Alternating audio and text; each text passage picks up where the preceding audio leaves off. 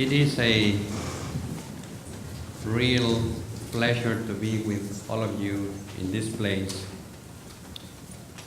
this morning still. I want to start saying thanks for all the things that you do in this community, especially to your little sister, San Esteban.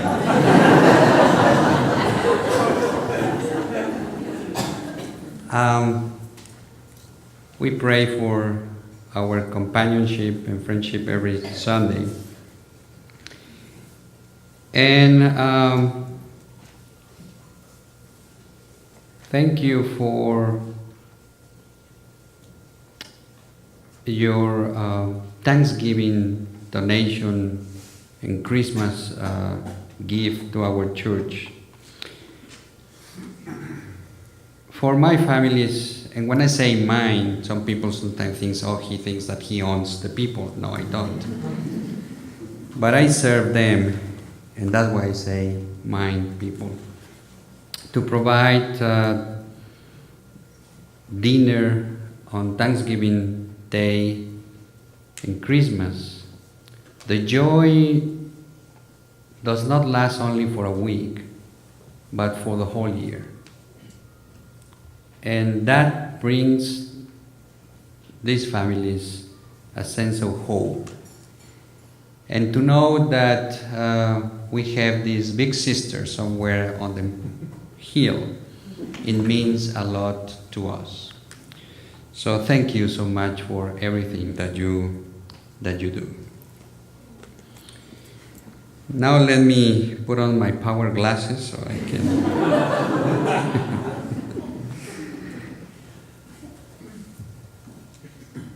So my after the wonderful explanation of Tom on liberation theology, my sermon it's liberation theology, and everything that I'm about to say reflects liberation theology. I remember hearing someone say, hospitality opens the door of a community into something out of the ordinary. It is not coincidence that hospitality and hospital come from the same word in Latin. Both lead to the same result: healing, health. When you open the door to anyone, you are sending this message. You are important to God and to me. You may be thinking that what you are saying is this: come to visit us. But what the stranger here is, I am worthy. In my church, when we speak about stewardship in the context of our churches, the discussion is focused on two aspects: ecclesiastic economy and the time the believer must give to the work of the church, which shows us the big mistake in the ecclesial thought of always thinking of the structure: hierarchy, priestly class, buildings, programs. The majority of these are taxes in a vertical form, always a benefit to the structure. And we do not speak of a stewardship as a way the service that the church must exercise or practice to others. This is a truth of stewardship. The service to others, especially the service to our neighbors, in the same form that it was thought of in the Old Testament, and as Jesus thought of it in the parable of the Good Samaritan.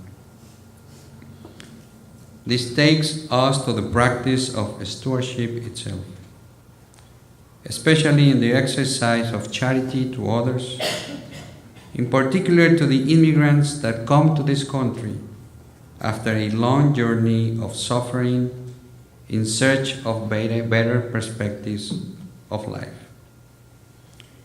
These people are not statistics of objects of political agreements, of new laws that do not help them in any way.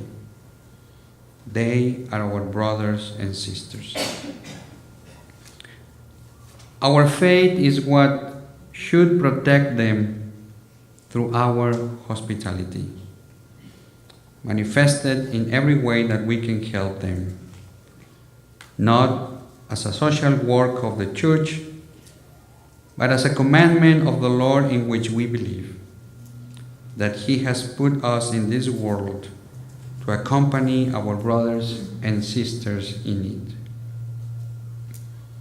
I believe and I am fully convinced that Christian hospitality is not a tool to maintain a structure that does not benefit anyone, but the contrary, sometimes is a heavy burden for the church. As disciples of Christ, we are called to give hospitality, to become a hospital that helps all those who come into our lives. The Lord can use us because He has given us the necessary tools. Today, men and women live in a constant pilgrimage, as lone travelers in search of a moment of peace, fresh water, and a sign of encouragement that allows us to keep walking in search of the ultimate freedom.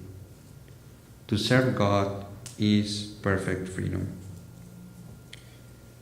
For this reason, hospitality invites us to get rid of the fear and turn our communities into places where hospitality reigns.